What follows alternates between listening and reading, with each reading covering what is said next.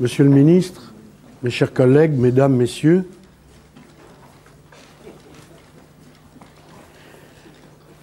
mon cher collègue, lorsque les royalistes et le roi revinrent aux affaires après la chute de Napoléon, et lorsque le duc de Richelieu, en 1815, fut invité à constituer le ministère, certaines mauvaises langues, je crois bien que c'était Talleyrand, dit « Nous sommes sauvés, car voilà l'homme du monde, voilà l'homme de France qui connaît le mieux la Russie. » Oui, il savait signer son nom en caractère cyrillique au bas de ses rapports en français au tsar.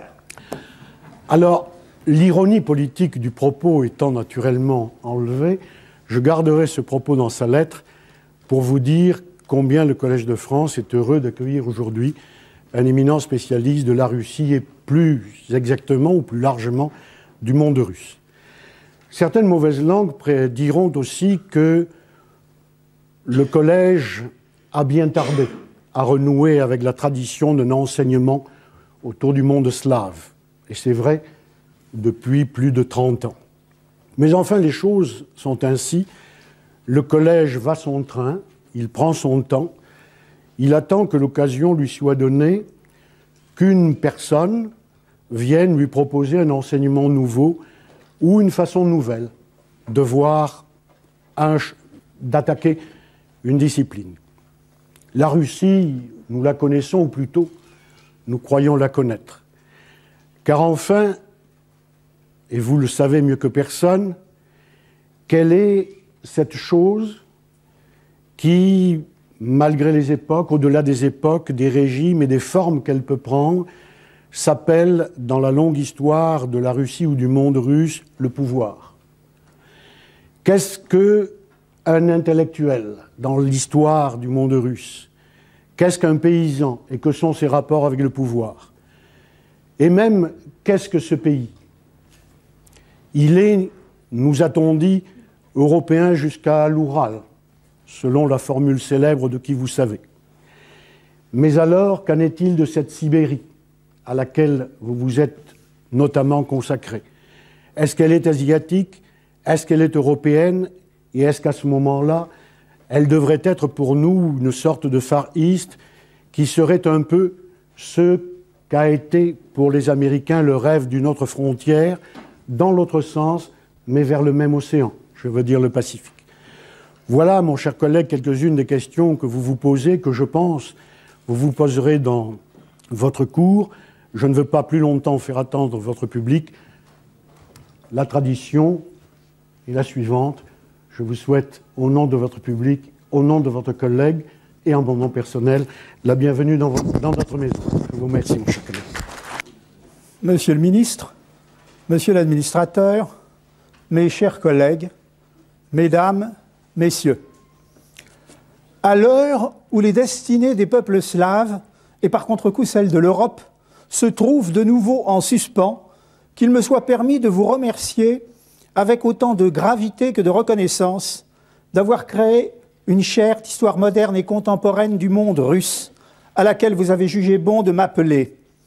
Un usage presque aussi ancien et vénérable que cette maison veut que les chairs naissent, alternent, survivent ou s'éteignent, selon les avancées du savoir et pour mieux en épouser le développement. L'histoire du monde russe fait ainsi son entrée dans ces murs, et il m'incombe aujourd'hui d'inaugurer cette nouvelle chaire dont le poids pourrait paraître écrasant si la confiance que vous avez bien voulu me manifester ne m'encourageait à ne pas m'en sentir trop indigne.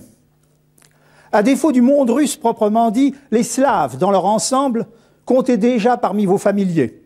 Et voici, exactement un siècle et demi, vous aviez confié un enseignement de langue et littérature slave au chantre de l'indépendance polonaise, Adam Mickiewicz, l'un des premiers étrangers à avoir enrichi de sa renommée l'éclat de cette maison que vous vous honorez d'ouvrir de plus en plus largement au mérite étranger. Vous remerciant du périlleux honneur que vous lui témoigniez, Mickiewicz exprimait alors son émotion de pouvoir se faire le porte-parole de tous les peuples slaves dans le Paris de 1840, au cœur, ajoutait-il, de la capitale de la parole, dont la supériorité est à la fois si évidente et d'un si noble caractère que les autres peuples ne se sentent pas humiliés de reconnaître sa prééminence sous ce rapport. Patriote pan-slave, non moins que polonais, Mickiewicz s'était donné pour mission de rapprocher les peuples slaves du reste de l'Europe, qui persistait à les tenir à l'écart, et de tisser ainsi des liens plus étroits avec les nations d'Occident.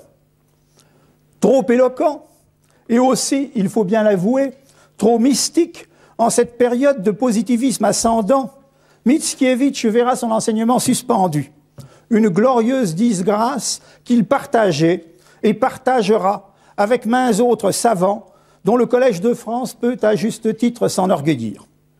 Son enseignement, toutefois, lui survivra, et sa succession sera assurée par Cyprien Robert, dont la familiarité avec le monde slave et ottoman des Balkans aurait pu être utilement mise à profit par la diplomatie occidentale pour prévenir une guerre qu'il était raisonnablement possible d'éviter, pour peu que l'on eût daigné se montrer attentif aux leçons de la géographie et de l'histoire. Comme si une Bosnie pluriethnique et musulmane pouvait être viable en dehors d'une fédération elle-même multinationale. À son tour, le collaborateur de la Revue des Deux Mondes, qui était Cyprien Robert, cédera la place au Polonais Chodźko, ancien consul du Tsar en Perse. Ce poète et émule de Mickiewicz s'appliquera 25 années durant, de 1857 à 1883, à familiariser ses auditeurs avec un monde slave en cours d'émancipation. Parmi ses auditeurs se trouvait Louis Léger, alors professeur à l'École des langues orientales vivantes. C'est à son intention que l'ancienne chaire de langue et littérature slave, langue et littérature au singulier, sera transformée en 1885 en une chaire de langues et de littérature slave au pluriel.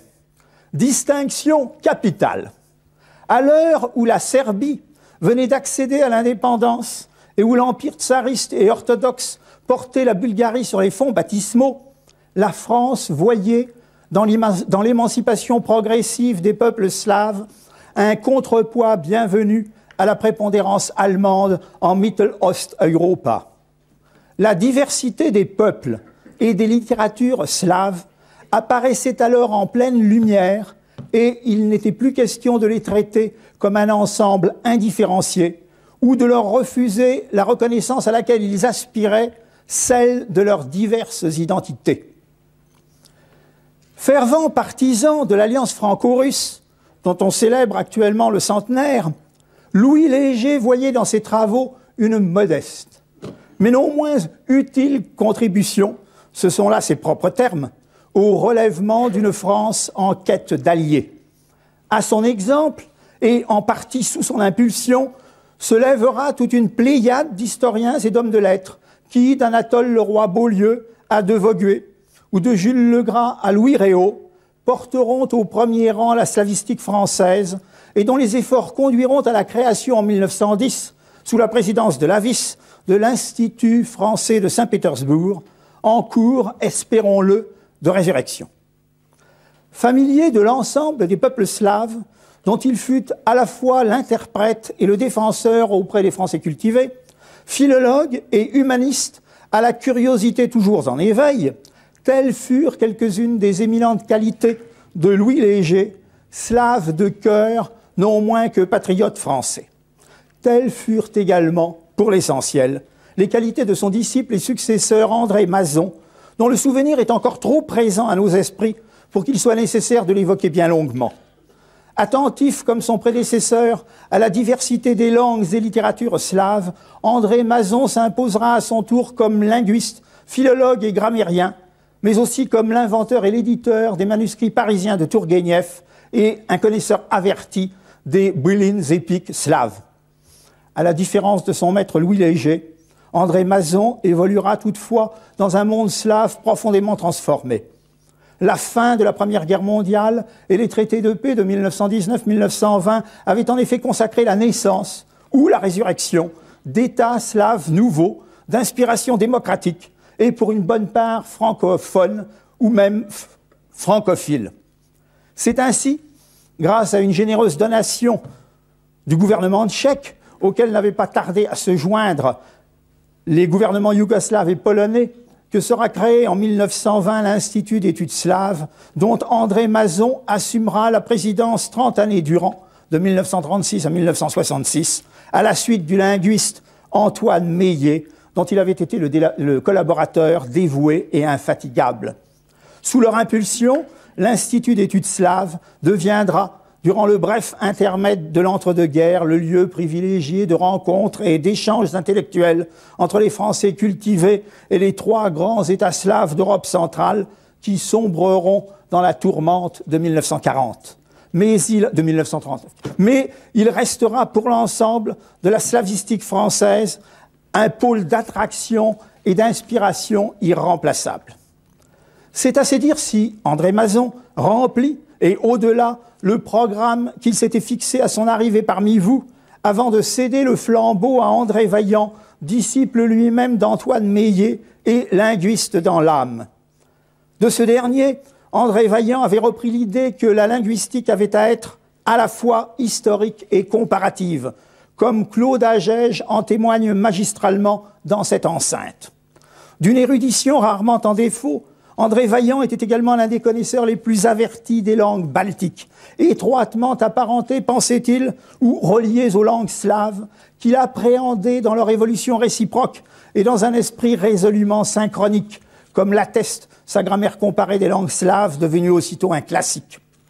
Animé par scrupule de savant, d'une méfiance instinctive pour les théories trop parfaites d'où tout découlerait, il se montrait particulièrement attentif aux lois phonétiques, et la revue des études slaves ne compte plus les notices étymologiques d'une ingéniosité peu commune dont il avait le secret.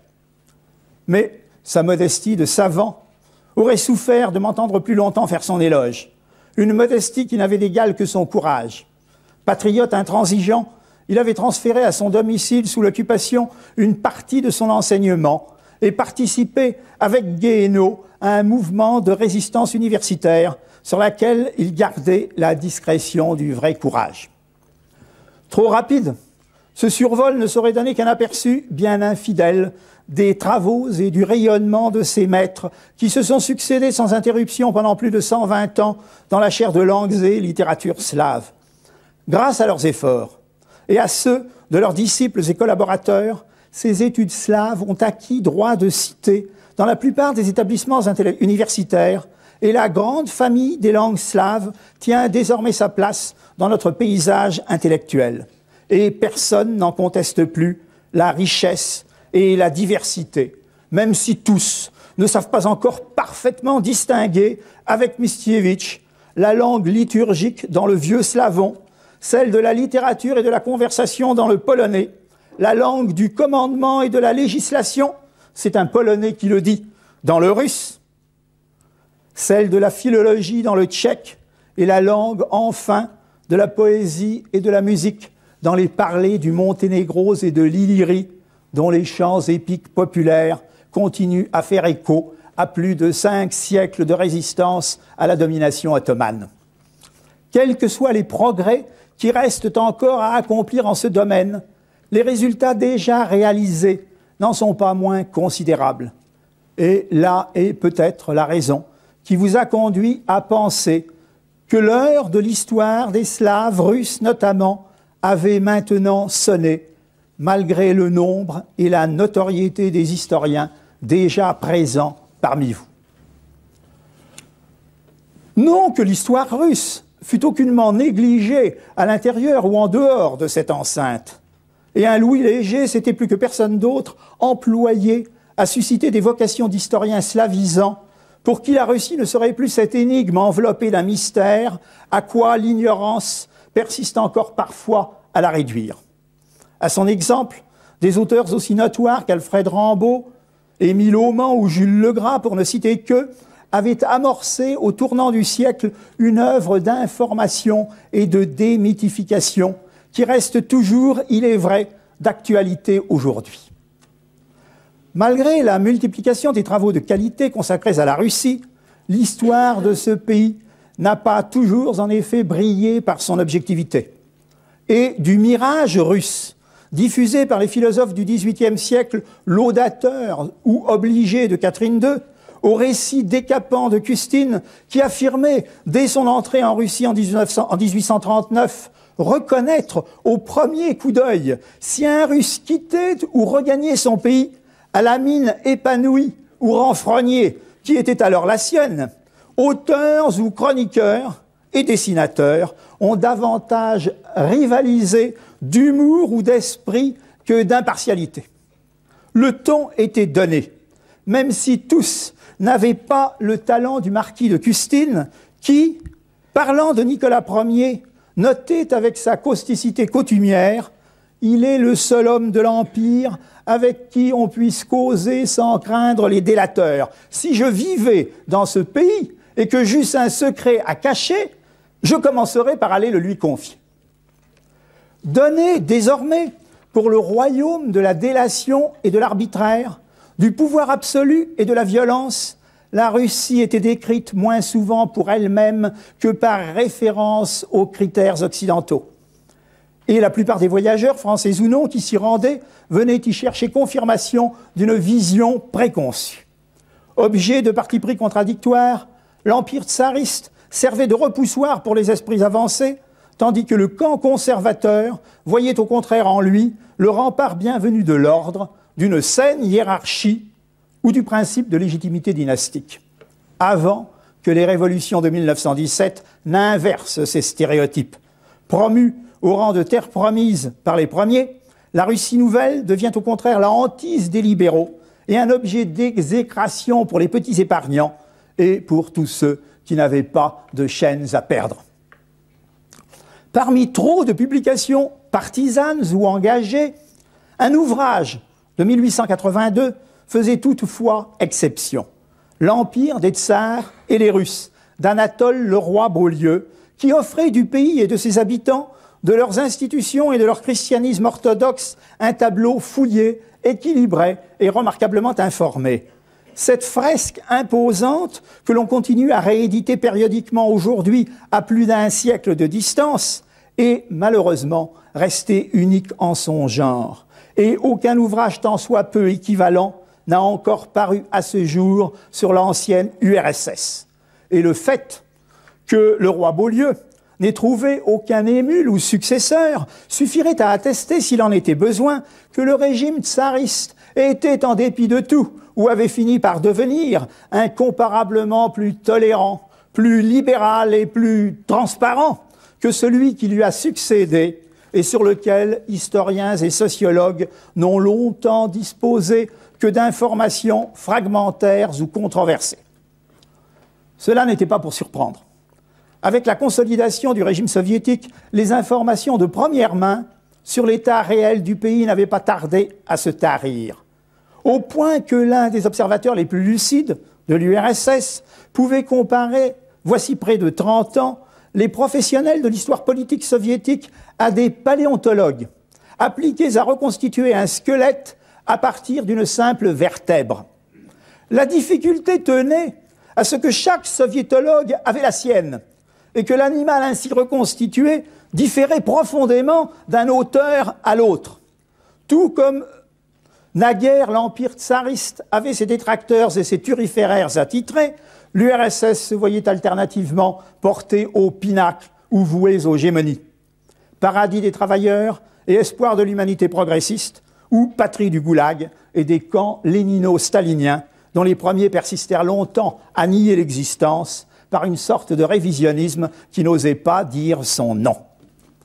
Orthodoxe ou soviétique, la Russie, dont l'histoire continue à faire un peu figure de musée Grévin, offre ainsi une image déroutante, celle d'un empire aux ressources inépuisables, tantôt redoutable et dominateur, tantôt au contraire voué à la stagnation, à l'impuissance et à la pauvreté, alternativement pôle d'attraction ou de répulsion et composante de l'Europe, mais sans vraiment lui appartenir.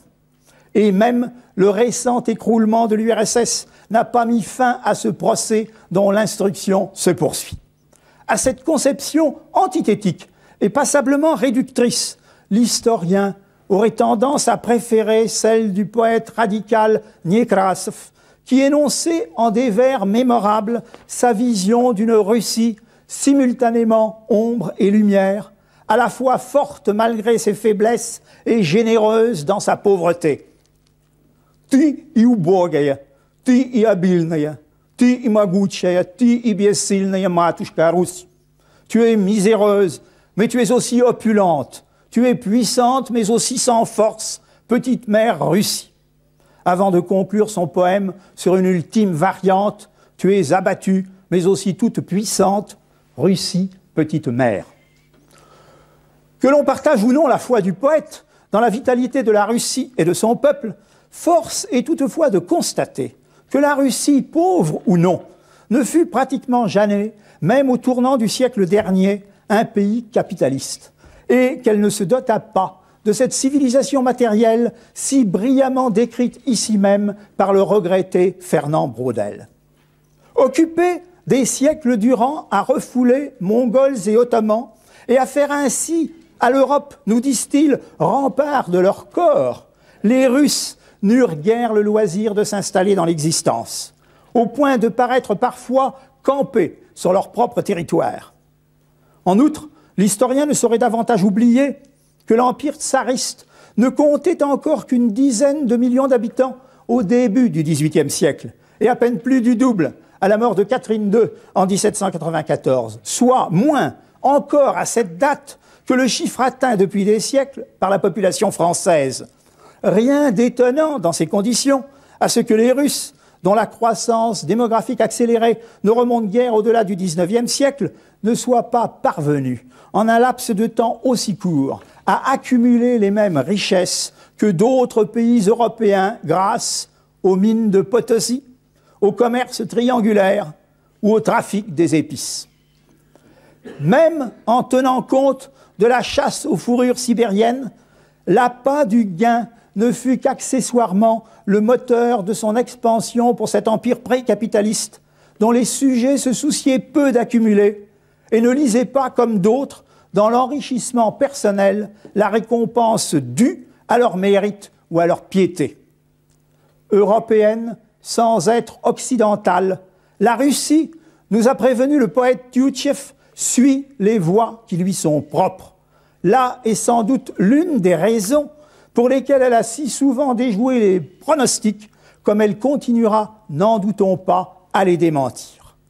Ce qui n'en rend que plus opportune la présente chaire, à l'heure notamment où l'ouverture progressive des archives soviétiques devrait permettre de rectifier maints discours hasardeux. Par commodité de langage, j'ai eu recours jusqu'ici au terme de Russie, absent de l'intitulé de cette chaire où figure l'expression « monde russe ». Russie ou monde russe? Ces deux termes ne sont pas réellement synonymes, ni même interchangeables, comme permet de s'en convaincre une brève rétrospective historique. Après la chute de l'ancienne Russie kiévienne, ou Russie, submergée en 1240 par la marée montante des invasions mongoles, la Russie avait disparu en tant qu'État. Et il faudra attendre près de 2 siècles pour que la relève soit assurée sous forme de la grande principauté de Moscovie, dont les princes s'étaient peu à peu identifiés avec le refoulement de la Horde d'Or et le rassemblement de la terre russe, pour reprendre l'expression consacrée. Obstinément poursuivie de siècle en siècle, cette mission finira par élever les grands princes de Moscou au-dessus de leurs rivaux et pairs et leur permettra même de s'approprier, 30 ans après la chute de Constantinople, le titre de tsar pan-russe ou de toute la Russie, Vserossiyski. Porté jusque-là par le métropolite de toute la Russie, qui s'était réfugié à Moscou au cours du siècle précédent, ce qualificatif pan-russe avait préservé l'idée force d'une unité de la terre russe longtemps morcelée. Repris par le grand prince et tsar de Moscou, ce titre le légitimait désormais comme le représentant d'une Russie encore à naître, et il justifiait par avance des ambitions territoriale sans cesse accrue. Non content d'absorber Novgorod, puis Pskov, et de prendre possession de la Sibérie au cours du XVIIe siècle, l'État moscovite, dont nulle frontière n'endiguait la progression, étend bientôt ses pseudopodes en direction de la Baltique et conclut en 1654 avec l'Ukraine orientale un acte d'union à demi volontaire en mettant à profit les antagonismes qui opposaient magnats polonais, paysans ukrainiens et cosaques zaporogues. Entre alors en scène, un demi-siècle plus tard, le tsar réformateur et futur Pierre le Grand, fondateur de la première flotte moscovite. À peine sur le trône, le voilà qui prend pied sur les rives de la Baltique, y ouvre, avec Saint-Pétersbourg, une fenêtre sur l'Europe et ne tarde pas à porter ses regards sur la mer Noire et la Caspienne avant de s'emparer du titre d'empereur pour mieux affirmer, face aux cours européennes, son indépendance nouvelle. En 2 siècles et demi, de l'avènement d'Ivan III à la mort de Pierre le Grand en 1725, l'humble principauté de Moscovie, isolée aux confins de l'Europe et vassale de la Horde d'Or, s'était ainsi haussée au rang d'empire multinational, plus vaste déjà que le reste de l'Europe, comme l'attestait l'interminable titulature du tsar, empereur et autocrate, qui illustrait à elle seule cette prodigieuse ascension.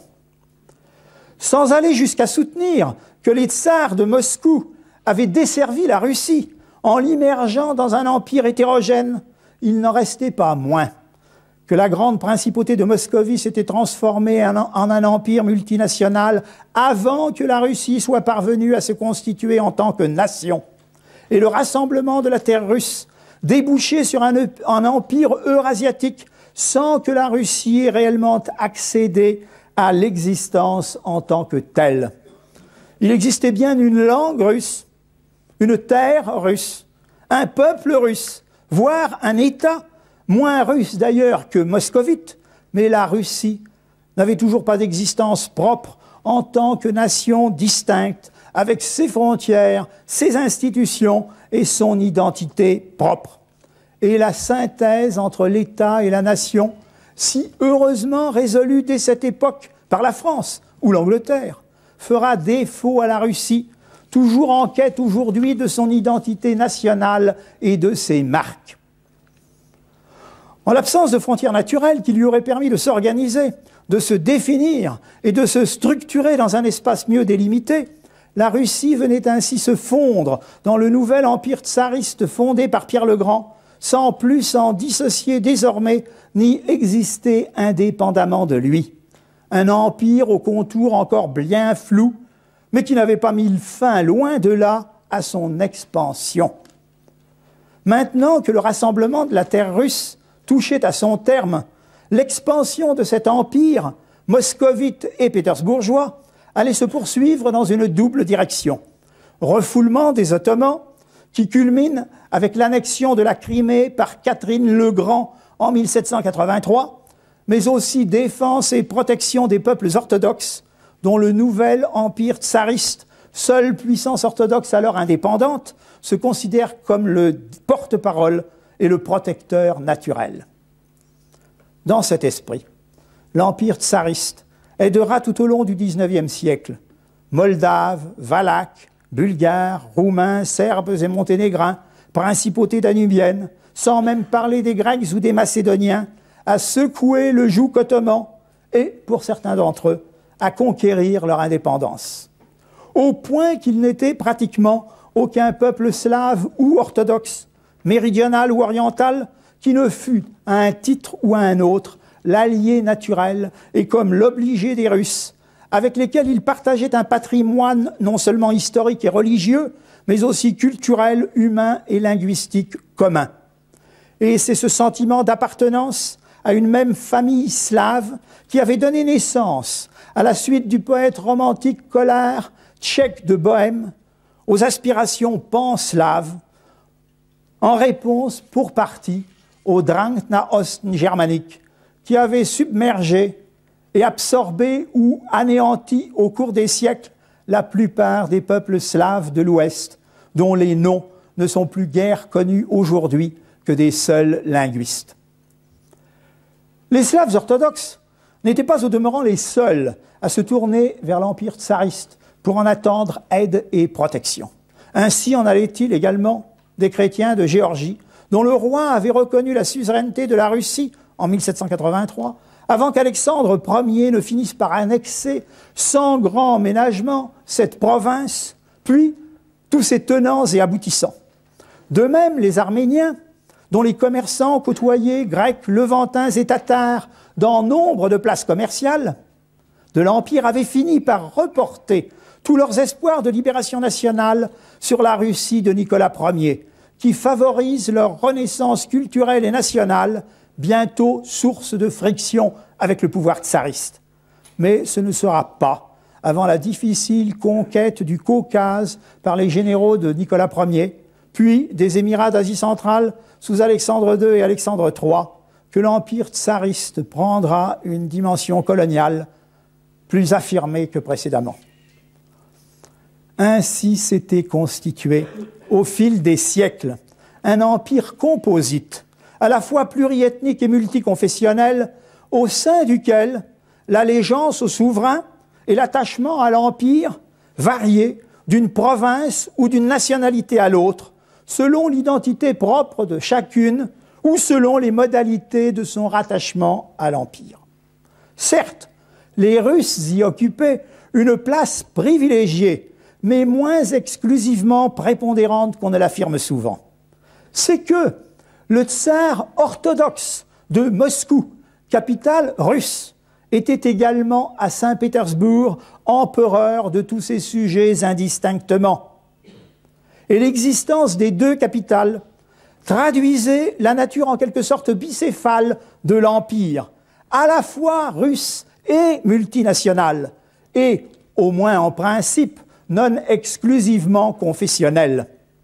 De fait, l'empereur ne se privait pas de faire appel de longue date pour les plus hautes fonctions à n'importe lequel de ses sujets, russes, baltes, indigènes ou même étrangers, sans acception de nationalité et en nombre croissant. Cette évolution, toutefois, ne sera pas conduite à son terme.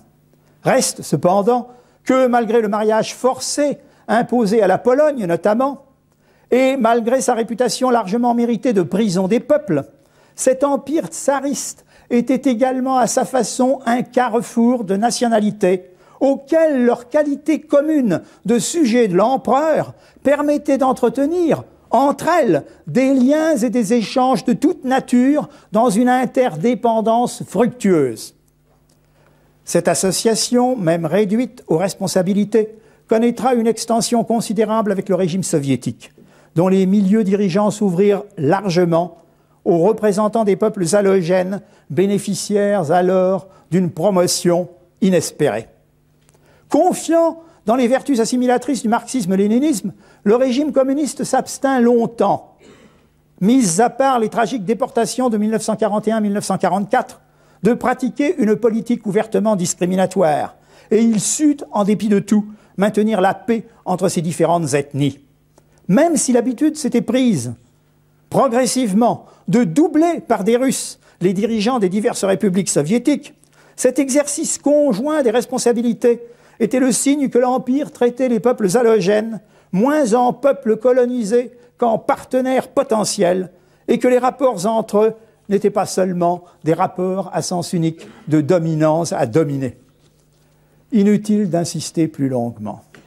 À l'évidence, des siècles de cohabitation, pas toujours orageuses, et d'intérêts ou de sacrifices communs ont tissé de part et d'autre de frontières en partie poreuses tout un réseau de solidarités et de complémentarités qu'il n'est pas toujours aisé, ni forcément souhaitable, de dénouer, comme on le voit dans le cas de la Crimée, dont le rattachement administratif à l'Ukraine en 1954 n'impliquait nullement sécession d'avec Moscou.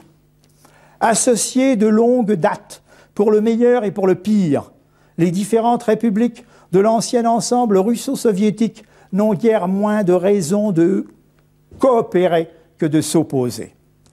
C'est ainsi qu'un commentateur politique, ci-devant soviétique, il est vrai, pouvait récemment comparer les anciens États d'une Union soviétique désarticulée aux fameuses poupées russes connues sous le nom de matrioshka, dont chacune, isolée, pourrait être écrasée sans peine, alors qu'emboîtées les unes dans les autres, kulakom nierazabiosh, impossible de les écraser. Comparaison n'est pas raison, et rien n'oblige à partager cette conception plutôt complaisante. Mais quel que soit le nombre des poupées ainsi emboîtées, ou l'ordre dans lequel elles le sont, des ressentiments si légitimes soient-ils, ne sauraient ignorer indéfiniment cet argument, ni occulter un héritage commun. Que le communisme ait été un régime oppresseur, et même intrinsèquement pervers, comme on le proclame unanimement aujourd'hui, après l'avoir si longtemps courtisé, ne suffit pas à rendre automatiquement progressiste et émancipateur le démembrement de l'ex-URSS, pour ne citer qu'elle. L'historien, d'ailleurs, ne saurait oublier que la Russie ne fut pas la dernière, ni la moindre, des victimes du communisme, qui s'est appliqué 3/4 de siècle durant à en pourchasser les valeurs, les traditions, la culture, la spiritualité et tous ceux qui les incarnaient. Ou encore que les Russes constituaient, avec plus de 60% des détenus, une nette majorité au sein du goulag. Aussi ne saurait-on assimiler sans autre forme de procès URSS et Russie, et renvoyer cette dernière s'asseoir au coin du feu, sous prétexte de la protéger contre toute tentation impériale, pour mieux régler ses propres affaires dans son dos ou à son détriment. À sa façon, le terme de monde russe prend acte de tout cet arrière-plan historique étalé sur la longue durée, sans figer la Russie, qui retrouve avec son nom une existence propre dans une phase peut-être momentanée de son existence. Et nous en revenons ainsi à l'intitulé de cette chaire d'histoire moderne et contemporaine du monde russe. Il pourrait sembler présomptueux de prétendre embrasser dans une même chaire 2 siècles et demi d'histoire russe et soviétique, de Pierre le Grand à la Russie contemporaine, aux prises avec un nouveau temps des troubles à l'issue incertaine. Une telle gageure, si gageure il y a, est moins téméraire qu'il n'y paraît. De Pierre le Grand, fondateur de la Russie moderne, à la Russie soviétique et contemporaine, la continuité a été maintes fois soulignée. De fait, ce réformateur infatigable, qui impose à son pays un nouveau calendrier et un nouvel alphabet, coupe les barbes, fonde la première université russe, introduit les femmes dans la société et les premières gazettes dans son empire, place l'Église orthodoxe sous la tutelle de l'administration et amorce une laïcisation du pouvoir trop tôt interrompue, ce souverain qui bouleverse les hiérarchies sociales, coupe la Russie de son passé et qui finit par se conférer le titre d'empereur en 1721, fait désormais figure de référence obligée, par rapport à laquelle se situent ou seront jugés la plupart de ses successeurs. Son nombre gigantesque s'étend sur toute notre histoire, résumait au milieu du siècle dernier l'historien Pagodin. Et nul ne conteste plus que son règne ne soit bien une ligne de démarcation entre 2 Russies, la Russie pré-pétrovienne et celle d'après Pierre le Grand, dont le renom survivra à la dynastie des Romanov. Et c'est encore par référence à lui que Lénine se verra salué par les siens du nom de Tsar rouge, tandis que Staline ne sera pas le seul à être fasciné par les rêves futuristes du Tsar démiurge, dont le fiat autocratique faisait surgir une capitale au milieu des marécages de la Baltique. Constamment écartelé depuis lors entre progrès et tradition, ou entre Moscou, l'antique capitale orthodoxe de la terre russe, et la capitale moderne et européenne de Saint-Pétersbourg, la Russie vit désormais un schisme qui met aux prises modernisateurs à l'occidental et défenseurs des valeurs nationales russes. Et ce débat russo-russe, qui se prolonge encore aujourd'hui, constitue l'un des facteurs, et non le moindre, qui relie l'histoire contemporaine à l'histoire moderne de la Russie et qui interdisent de les dissocier l'une de l'autre. L'un des facteurs, mais non le seul. Le principal facteur de cohésion et d'unité n'est autre en effet que l'autocratie et l'empreinte profonde dont elle a marqué la conscience morale et politique des habitants de l'Empire. Curieusement, pourtant, cette autocratie, qui continuera à imprégner les mentalités bien après 1917, n'a guère retenu l'attention des historiens. Et le régime autocratique reste encore pour une bonne part une terra incognita qu'il nous incombera d'explorer. Arrêtons-nous quelques instants sur ce régime autocratique qui aura inspiré par attraction ou par répulsion toute la vie sociale, politique et intellectuelle du pays et qui était appelé à se survivre par-delà 1917. Loin d'être uniquement, en effet, ce régime d'intolérance et d'oppression que l'étranger a coutume d'y voir, l'autocratie fut longtemps tenue en Russie pour la vie et l'âme de la nation. Et même le très radical Bielinsky, ancêtre du mouvement révolutionnaire russe, pouvait noter, au cours de sa période autocratique, que le cœur de chaque Russe tressaillait de joie lorsqu'il voyait flotter le drapeau impérial, signe de la présence du souverain, sur le Kremlin de Moscou. Le fait est que le souverain recevait, lors de son sacre en la cathédrale de l'Assomption, au Kremlin, mission de veiller au bien-être matériel et moral de ses sujets, non moins qu'à la défense de l'Église orthodoxe, dont il était officiellement désigné comme la tête. Ainsi investi d'un double pouvoir, à la fois temporel et spirituel, l'autocrate pouvait exiger de tous ses sujets une obéissance sans réserve, non par crainte, mais en conscience. Et non content de rejeter tout pouvoir concurrent, il avait fini par réduire l'Église elle-même au rôle de brillant second, en la subordonnant à un organisme administratif, le Saint-Synode, qu'il a cantonné dans le seul exercice du culte. Cette œuvre de laïcisation ne sera pas toutefois, et de loin, conduite à son terme. À la fois tsar orthodoxe et russe, et empereur pétersbourgeois, héritier des Lumières et de l'absolutisme bureaucratique du XVIIIe siècle, l'autocrate restera écartelé lui-même entre sa double nature de souverain temporel et de tsar-pape. Si l'empereur, en effet, notait en 1906 le poète-philosophe Merezhkovski, pouvait se transformer en monarque constitutionnel, le tsar orthodoxe ne le pouvait pas.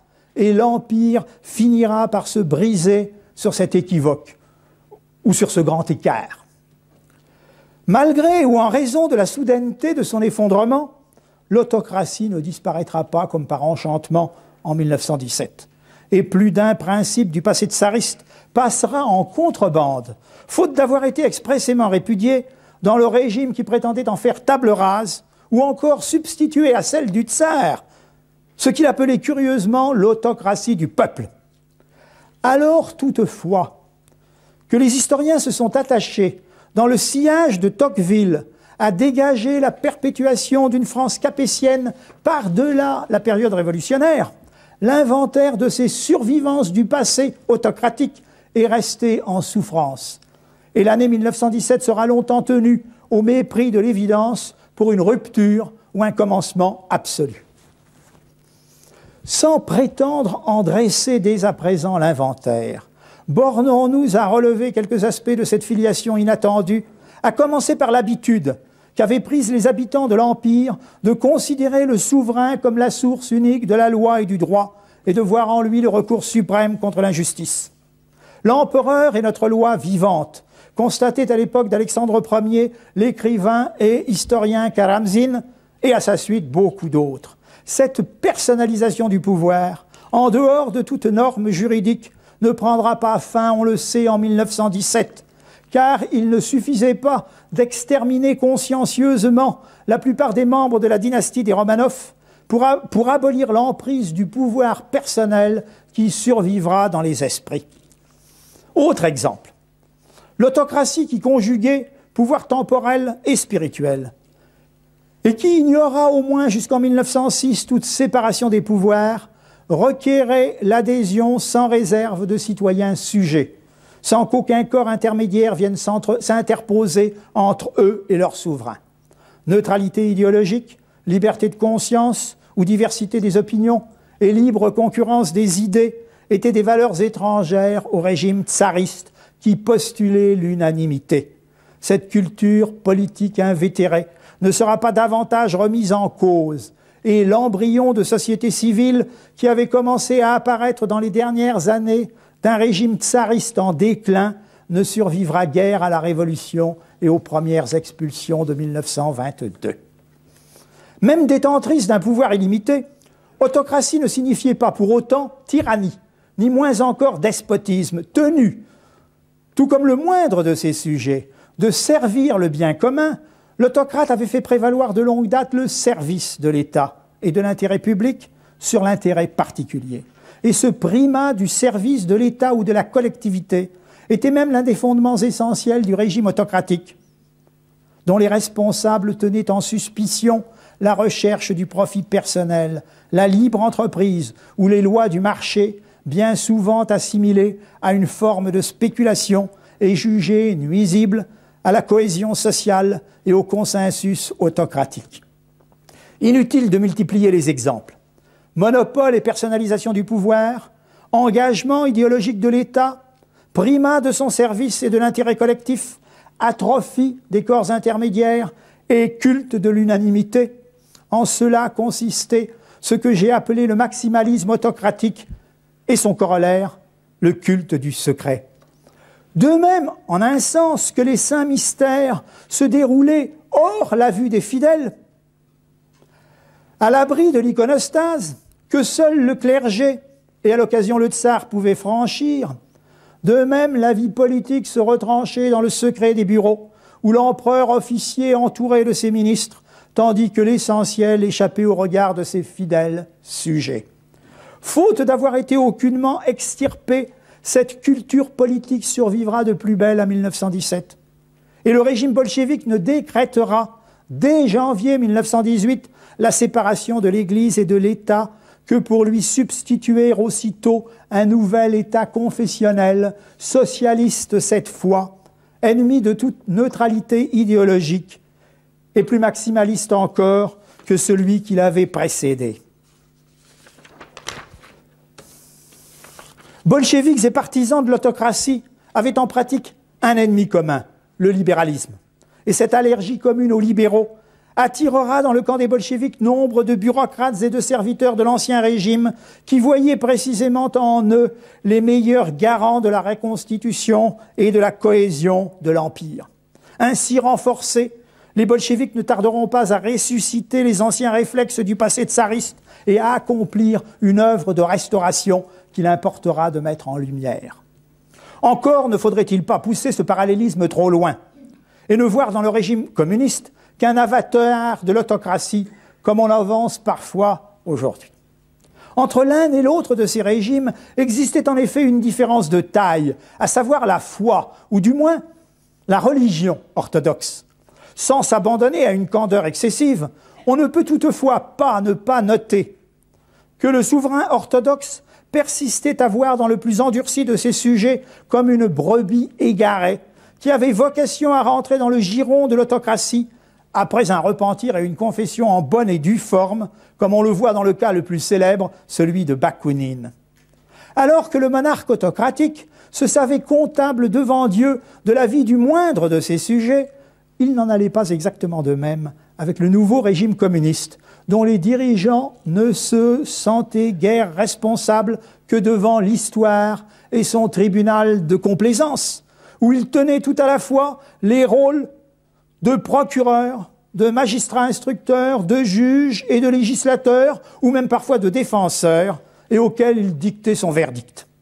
Et la même confession qui préludait naguère à votre réintégration au sein de la société autocratique signait bien souvent votre arrêt de mort dans le régime soviétique. Faut-il dès lors s'étonner si la redécouverte de l'homme derrière le citoyen et le retour aux valeurs religieuses universelles, comme s'exprimaient les dirigeants à partir de 1987-88, ait sonné le glas du régime soviétique. En un sens, on le voit, le régime tsariste valait incontestablement mieux que sa réputation.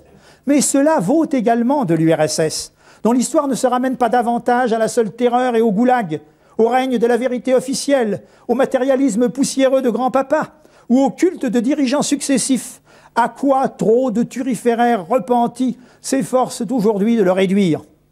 Tel Janus, le socialisme soviétique n'avait pas qu'un seul visage inhumain, mais il signifiait également, et en dépit de tout, un effort sans précédent de promotion sociale et d'instruction, la généralisation de l'enseignement et de la recherche, la multiplication des instituts scientifiques, ou encore la modernisation de l'économie et de ses infrastructures. Tout ancien citoyen soviétique sait que sa patrie n'a jamais été de tout le XXe siècle aussi respectée, courtisée, influente et révérée qu'à l'époque du terrible secrétaire général. Tel est l'héritage, en partie cumulé, dans lequel la Russie se débat aujourd'hui et qui interdit d'aborder l'histoire contemporaine du monde russe indépendamment de son histoire moderne. Finalement, malgré ses stations orbitales, ses fusées intercontinentales et ses succès dans la conquête de l'espace qui faisaient la fierté des soviétiques et attestaient la valeur de ses savants, l'URSS devait connaître un naufrage sans appel. Après s'être longtemps donné pour l'avant-garde de l'humanité progressiste et le parti de la jeunesse, le Parti communiste de l'URSS en était arrivé à ne plus faire figure que de parti d'arrière-garde et de géronte, captif d'une idéologie élaborée un siècle et demi plus tôt et contemporaine de Dickens, de Hauptmann ou de Zola. Victimes de leur monopole anachronique du pouvoir et de leur manie du secret, qui leur masquait l'état réel de l'Union et leur interdisait d'y remédier, les dirigeants soviétiques avaient cessé d'incarner le progrès.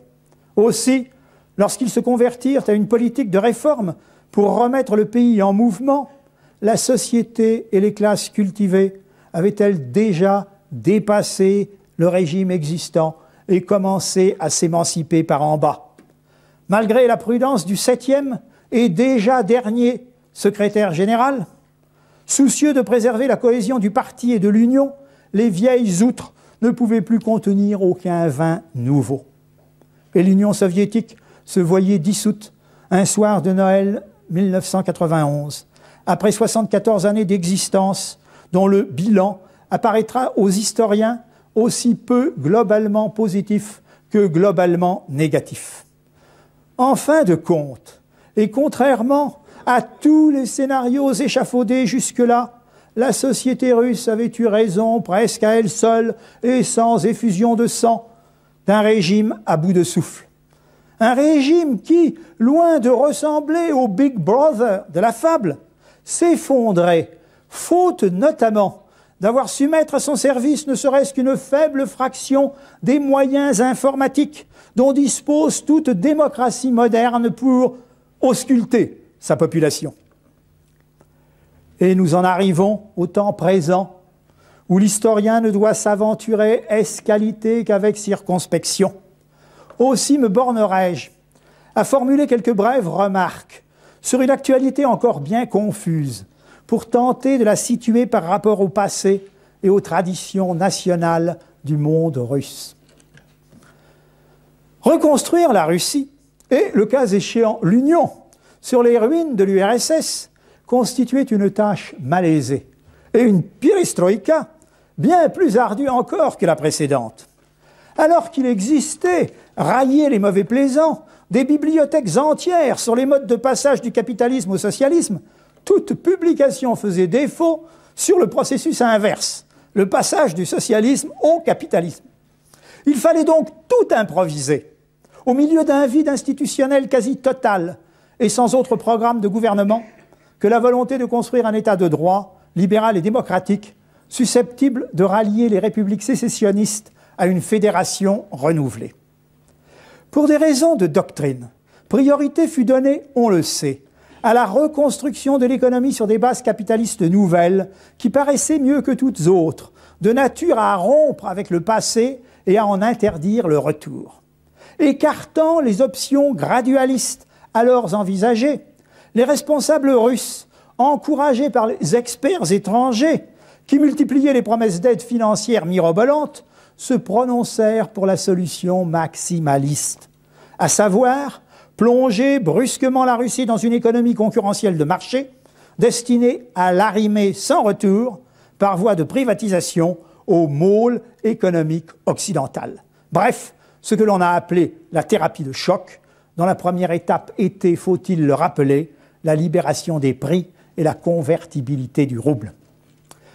Garanti jusque-là par la puissance de l'URSS et maintenu à un cours artificiellement élevé, le rouble ne tarda pas à s'effondrer, lui aussi, sous l'effet d'une inflation galopante, dont les conséquences n'ont peut-être pas toujours été clairement perçues à l'étranger. Certes, bien d'autres pays avaient déjà connu ou connaissaient une inflation comparable, sinon même supérieure. Dans le cas de la Russie, toutefois, en l'absence de toute propriété privée digne de ce nom, Russes et Soviétiques conservaient en espèces ou sous forme d'épargne semi-liquide toutes les économies accumulées au fil des ans, faute de pouvoir les thésauriser ou les placer sous une autre forme. En un rien de temps, la grande majorité de la population se trouva donc ruinée ou même clochardisée.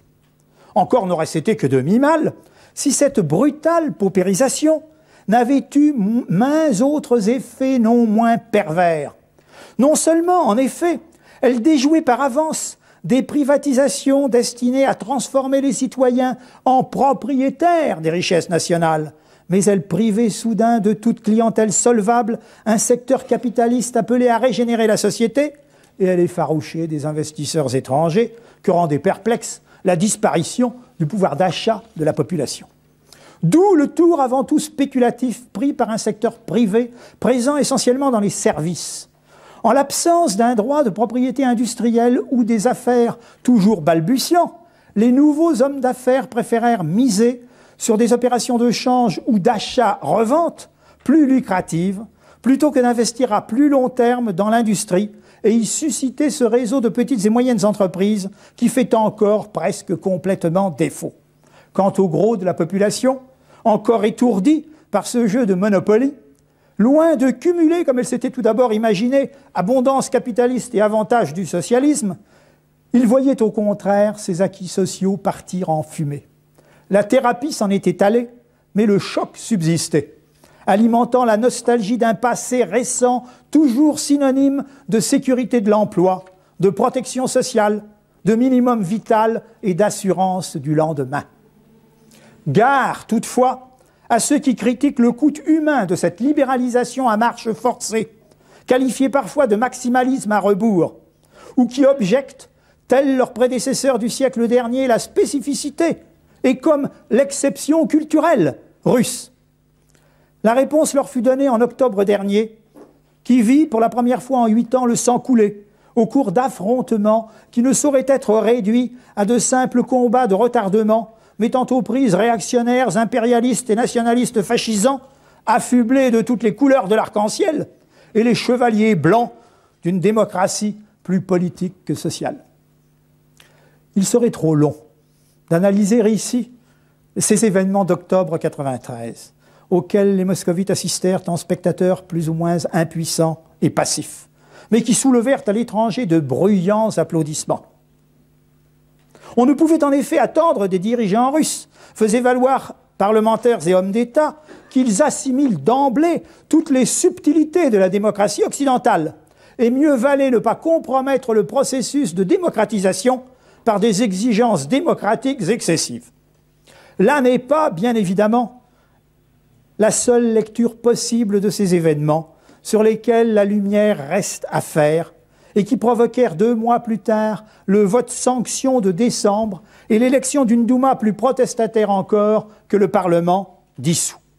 La cause en est que les Russes ne se reconnaissent pas tous dans l'économie de marché qui leur est proposée, non plus que dans le style de démocratie à l'occidentale, sur laquelle ils portent de longue date un regard à peine moins critique que celui que nous portons nous-mêmes sur leurs institutions.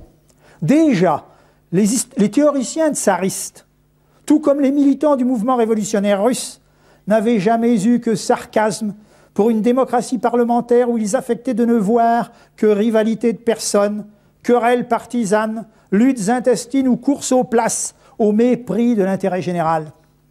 Mutatis mutandis. Les soviétiques ne parlaient pas différemment, qui, du haut de leur Olympe marxiste, criblaient à leur tour de 1000 flèches mortelles, trempées dans le matérialisme dialectique, des démocraties bourgeoises vouées aux gémonies et à l'extinction. Ainsi prévenus, bien des Russes ne considèrent pas sans perplexité notre démocratie à grand spectacle, notre démocratie médiatique à grand spectacle et à responsabilité limitée et sa langue de bois manichéenne. Aussi ne saurions-nous les inviter à jeter par-dessus bord leur propre héritage historique pour leur refiler un modèle clé en main de démocratie politique idéale.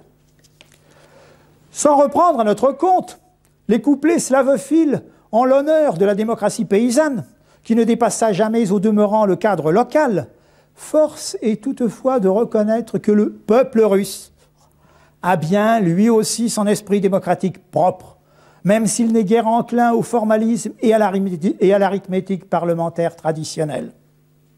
Qu'une majorité de 51% des voix puisse imposer sa loi aux 49% restants ne rencontre guère d'écho dans la tradition russe, plus éprise pour sa part, sinon d'unanimité, du moins du consensus le plus large possible, dont les trop fameuses majorités à 99,9% n'étaient que la traduction caricaturale.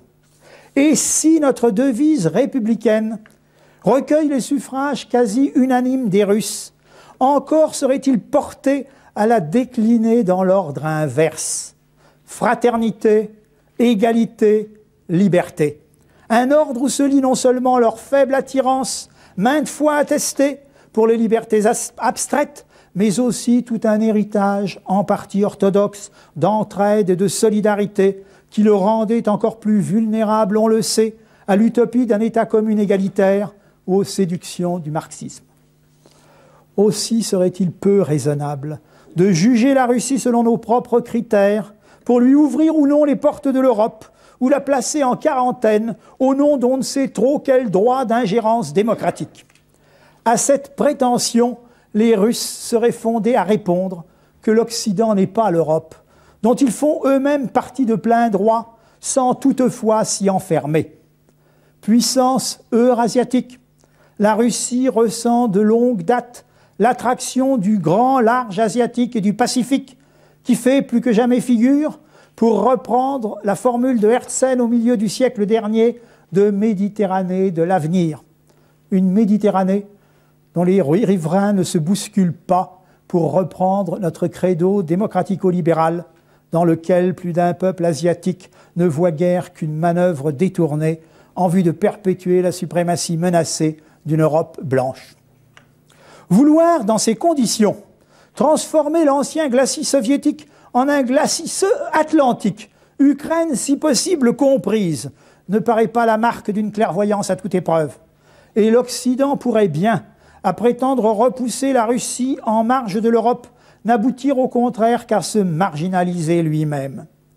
À l'heure où la chute symbolique du mur de Berlin remet en mouvement les frontières intérieures de l'Europe, il importe bien plutôt de surmonter un schisme séculaire en respectant les spécificités de chacun dans un esprit d'ouverture et de tolérance réciproque, seul fécond et porteur d'avenir. Est-il même utopique d'imaginer une fédération réconciliée autour d'une Russie elle-même régénérée et susceptible, qui sait, de servir de nouveau de rempart à l'Occident ou même de pôle de ralliement dans l'ancienne Asie russo-soviétique à tous les partisans d'une modernité sans intégrisme.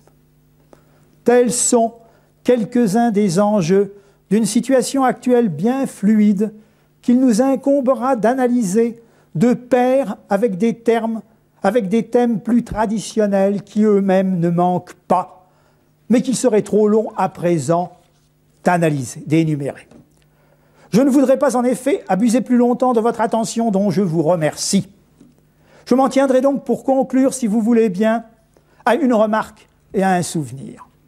Tout d'abord, et vous l'avez compris, je m'efforcerai de ne pas confondre Europe et Occident et de ne pas employer l'un pour l'autre les termes de Russie ou de monde russe, d'URSS et d'empire tsariste. par refus des simplifications trop commodes et par fidélité à ma méthode qui consiste à remettre chaque donnée en perspective et à les analyser toutes dans leur réseau de corrélations présentes et passées. Quant aux souvenirs, il tient dans une conversation, voici une vingtaine d'années, avec un rescapé du Grand Nord, qui, au soir d'une visite à la ville-musée de Kalouga, me confiait, parlant de son pays et de ses compatriotes. Nous avons survécu aux Varegs. Nous avons survécu aux Mongols. Nous avons survécu aux Polonais et à Napoléon. Nous avons survécu aux tsars et à l'invasion hitlérienne. Nous survivrons bien aussi au communisme. Sans partager cette vision plutôt tragique de l'histoire russe, il serait regrettable que les Russes puissent avoir à dire un jour « nous avons survécu à la démocratie », faute d'avoir pu élaborer et mettre en œuvre une démocratie de leur cru.